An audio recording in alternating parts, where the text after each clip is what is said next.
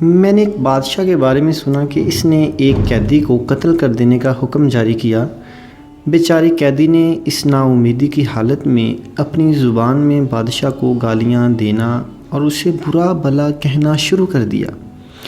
کہتے ہیں کہ جب کوئی انسان اپنی جان سے ہاتھ دھو لیتا ہے تو جو اس کے دل میں آتا ہے کہہ دیتا ہے۔ بادشاہ نے اس حال کا پوچھا تو ایک نیک خصلت وزیر نے بادشاہ سے عرض کیا کہ اے بادشاہ، وہ کہہ رہا ہے کہ وہ لوگ بہت اچھے ہوتے ہیں جو غصہ پی جاتے ہیں اور لوگوں کو معاف کر دیتے ہیں۔ بادشاہ نے یہ سنا تو قیدی پر رحم آ گیا اور اس کے قتل کے ارادے کو ترک کر دیا۔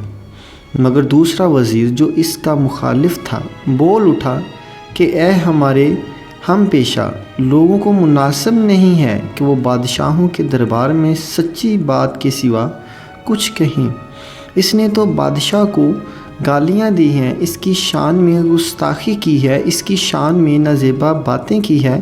بادشاہ نے جب اس کی یہ بات سنی تو ناراض ہوا اور بولا کہ وہ جھوٹ جو اس وزیر نے بولا ہے مجھے اس سچ سے زیادہ پسند ہے جو تو نے بولا ہے، اس لیے کہ اس کا رخ نیکی کی طرف تھا اور تیری اس سچ کی بنیاد خباثت پر ہے۔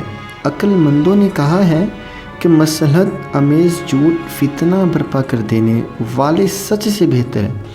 یاد رکھیے کہ حضرت شیخ سعدی رحمۃ اللہ تعالیٰ علیہ اس حقائق کے ذریعے پیغام دیتے ہیں کہ انسان کی زندگی ہر چیز پر مقدم ہے اور اسے بچانے کے لیے اگر جھوٹ بھی بولنا پڑے تو دریغ نہیں کرنا چاہیے۔